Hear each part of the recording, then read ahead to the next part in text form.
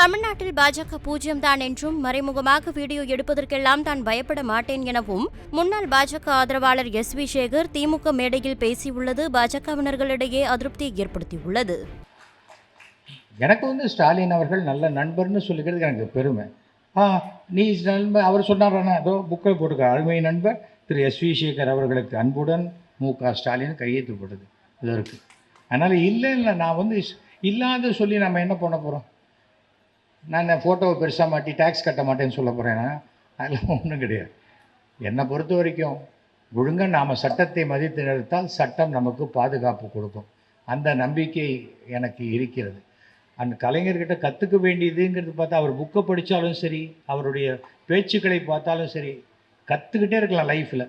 ஒருத்தன் எப்படி தைரியத்துடன், துணிச்சலுடன், தன்னம்பிக்கையுடன் எதிரிகளை எதிர்கொள்வது எப்படிங்கிறது கலைஞர்கிட்ட கற்றுக்க வேண்டிய ஒரு முக்கியமான ஒரு விஷயம்.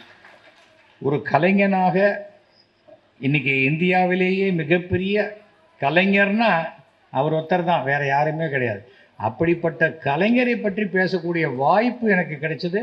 நான் மிகவும் பெருமை அடைகிறேன். இந்த மாதிரி வாய்ப்பு எல்லாருக்கும் அவ்வளோ சுலபத்தில் கிடைக்காது. கிடைக்கிறவன் பயந்துருவான். நம்ம இங்கே போய் பேசினா நமக்கு ஏதாவது ஆகிடுமோ அதெல்லாம் பயப்படுற ஆள்லாம் நான் கிடையாது. நான் எது உண்மையோ அதை பேசக்கூடியவன். அது என்னை பிடிக்காதவங்களுக்கும் அது தெரியும். பலகீனங்கள் இல்லாதவன். அதனால் என்னை வீடியோ எடுத்துருவாங்க, ஃபோட்டோ எடுத்துருவாங்கங்கிற பயம்லாம் எனக்கு கிடையாது. நான் யாரையும் சாதாரணமாக பேசினாலே நீங்கள் ஏதாவது நினச்சிக்கிறீங்க. அது எதுக்காக சொல்கிறேன்னா, நம்ம இதை பற்றிலாம் கவலைப்பட மாட்டோம். நான் இந்த தேர்தலுக்கு முன்னாடியும் நான் கண்டிப்பாக சொன்னேன், மத்தியில் மோடி அவர்கள் வருவார், இங்கே பூஜ்யம்தான் வரும் அப்படின்னு. அதான் வந்திருக்கு. ஏனென்றால் உழைப்பு இருக்கணும். நம்ம வெற்றி பெறணும். பொது வாழ்க்கையில்னா மக்கள்கிட்ட போகணும். அடித்தட்டு மக்கள் வரைக்கும் நம்ம போய் சேரணும்.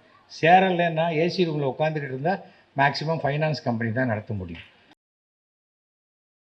செய்திகளை உள்ளது உள்ளபடி தெரிந்து கொள்ள ரெஃப்ளெக்ட் நியூஸை சப்ஸ்கிரைப் பண்ணுங்க.